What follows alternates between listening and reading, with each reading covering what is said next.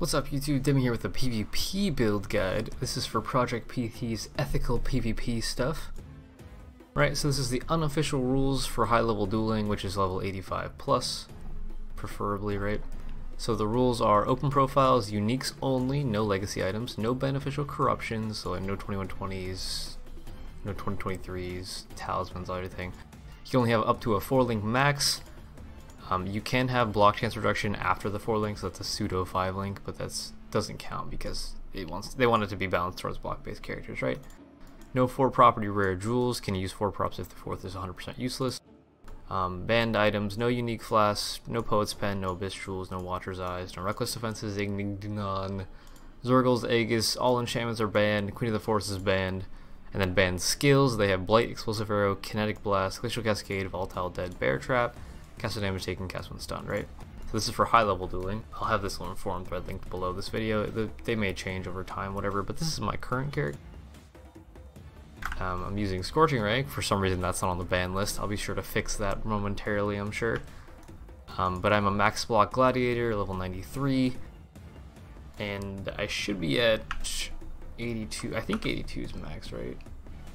3% max block from that, and then I get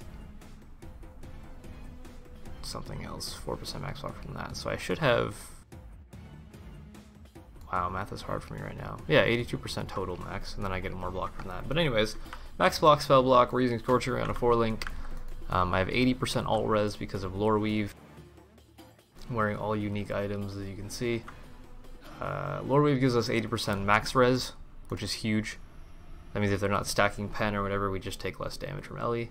We also get elemental damage, all attributes, which I actually needed a little bit, life, and some global crit for elemental overload. Using the anvil for max block chance, I'm being murdered. What else? Life gain on block, and some strength, which gives a little bit of life. I'm just gonna leave all this guy's doing whatever he wants. Don't ruin my videos, man. Alright, so, and then rings, I'm using 2 Venter's Gambles. These are just basically life high resist rings, because there's no other unique rings that I felt I would want. Shield, I'm using the Surrender. This gives us level 30 Reckoning, which is supportable by whatever we put in there. So I have it linked to Curse on Hit, Ellie Weakness, and AoE. So it's a pretty huge AoE block trigger that curses things for us and applies Ellie Equilibrium. This is otherwise just a high life, high block chance shield. Then I'm using a Hrimnor's Resolve. This gives us life fire damage for our Scorching Ray, but it also gives cannot be chilled or frozen if you used a fire skill recently. Since I'll be using Scorching Ray and Flame Dash a lot, I won't be able to be frozen, which saves me a flask slot. And then weapon, doesn't really matter but for damage, right? Because we're in PvP, so it's not super important. So I'm using an Advancing Fortress. This gives us 15% max block, or 15% block, sorry, and then life, and as well as some of the Reflex Fizz to melee attacker stuff. Reflex block here, and reflex here. It's pretty good overall. And then I have Southbounds. These are literally just life resist gloves. Nothing else on these stats really mattered. I guess the added cold to attacks does matter, sorry. That lets us proc Ellie Equilibrium on our shield charge and on our Reckoning from the Surrender. Belt, using a Dyadian Dawn. This is a high life, high resistance belt. Nothing else matters on the belt. And then I'm using Death's Doors. This gives us a little bit of life from the strength roll, some all res, and cannot be inflicted with bleeding, which is pretty huge for PvP. If there's a bleed build, I don't have to have a flask up for it, so I just went with that. And then because we can't use unique flasks, I'm using a Avengers of Dowsing mana flask here. This is for any other ignite builds. These only use 8 charges, so I get 5 uses out of it, and every time somebody crits me, I get half a charge back, basically, to remove ignites. Using a, again, Avengers, so I get, these are just basically all Avengers, so I get charges back whenever I'm playing against crit builds. So I get passive regeneration, because in PvP you don't get flash charges unless you like finish a round or something, or kill somebody. But other than that, it's just like a regen based flask. And then I have a Quartz Flask for dodge and spell dodge, and phasing, so I can walk through frost walls if I need to, and immunity to curses. Then I have a blind Stibnite for attack based builds, and this gives me immunity to shock. And then I have an Avengers Flask of Curing, Amethyst of Curing, for some chaos res. The max res from an elemental flask doesn't apply to me because I'm using Lore Weave. I can't go past 80, I'm stuck at 80. So none of the elemental flasks made sense. So I went with the chaos flask in case there's somebody using like chaos minion skills or essence drain or something like that, or chaos attack skills, whatever. So I hopefully can counter all of those things. As for Pantheons, I need to fix those still. I'm going for Solo Solaris for the Joris Sky's Edge thing for take no extra damage from crits if you've taken a crit recently. That'll help me be immune to crit builds, and I'll also get avoid ailments from crits, so I don't have to worry about shock, freeze, ignite stuff. I guess I have freeze immunity, but shock and ignite and poison a little bit. And then as for the second one, I'm not sure which one of these I'm going to go for. I might go for passive flash regen or for Growth Coal for the Fizz mitigation and the reduced attack speed for enemies that hit me. I'm really not sure which secondary I'm going to take. There's a lot of options here.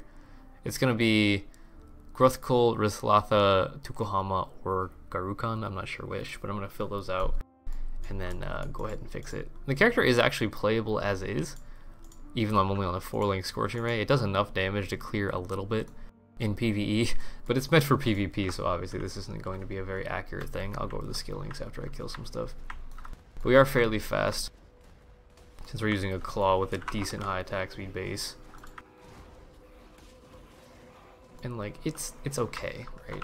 I mean, I'm not gonna insta-kill anybody for sure, but I'm tanky as fuck. Some max block. My L Equilibrium gets applied by my shield block procs and by my Tempest Shield. I'm thinking about, I might put Tempest Shield inside of the shield itself instead of increased AoE so that the Tempest Shield applies LE weakness as well. The reason I chose LE weakness over flammability was for the for teammates. I'm going to be playing hopefully 3v3 capture the flag with this, which allows me to help their damage as well as mine, since I'll be probably the flag runner. I'll be like the one who just grabs the flag and then walks back to base, more or less. But skill links, so everything's a 4-link, right? So I have Scorching Ray, burning damage, efficacy, LE focus, pretty basic little 4-link there. It's like 7k damage per second, not much. Shield links, AoE for this is the Reckoning setup. Reckoning, AoE, curse on hit, elemental weakness. Then I have my aura setups, Herald of Ash and Clarity. Herald of Ash gives us burning damage and more burning damage, whatever, for the spell stuff. And I have Enlighten and Arcane Surge. I'm not sure why if this even works, but Path of Building said Arcane Surge was really good for my Herald of Ash, and it doesn't really affect my mana reservation, so I'm not worried about it. I have a Socketed Gems are supported by level 12 Fortify in my Advancing Fortress, right? So this is another pseudo 4-link with Shield Charge, Calling Strike, and faster attacks. And then my other 4-link down here, I have a self-cast LE weakness and a self-cast Frostbomb, both linked to increased duration and increased AoE. Frostbomb gives enemies negative cold res and negative 75% life regen, which is pretty huge. And then the LE weakness will give them negative 44% all res. I think I have a level 21 gem somewhere that I need to fix. This one. Yeah, I'm not supposed to have this, but I didn't have a level 20, so first world problems. Then the last 4-link, I have a Flame Dash faster casting Tempest Shield setup. Tempest Shield again for max block, and then Flame Dash for if I get stuck going up and down a wall or something. I can Flame Dash past it. Yeah, I think that's all of my links. Character's pretty simple, honestly. I will probably need to swap out this Enlighten as well. I think this needs to be level 3 Enlighten. But again, I don't even need the Enlighten or the Arcane Surge, so. The only thing about PvP that's kind of annoying is that when you die, you have to turn your auras back on, so having 2 auras might not be the best idea. I might end up doing something weird like going Mind Over Matter with blood, no, not blood magic, what am I saying? With no auras at all. Because I do get mana on block from my amulet. And honestly, I don't need that much mana to cast my stuff. So it shouldn't be too bad, I don't know. This is for Project PT's PvP tournament though, so we'll see. There's going to be weekly Capture the Flag matches. 6-week unofficial PvP season using the rules posted above in 3.3, so I also might be able to swap to the new Incinerate with this character, or maybe Flame Blast or something along those lines. One of the new fire skills. So we just kind of have to wait. But this is this character, right?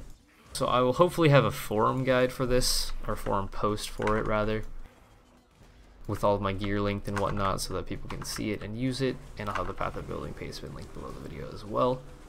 But I hope you guys enjoyed the video. Hopefully we can get some PvP focused people into the scene a little bit, and like maybe even GGG will take note of this and we'll be able to get some more PvP balancing stuff so we can maybe get some tournaments going, have some more fun with it. I mean, it's just fun as is, right?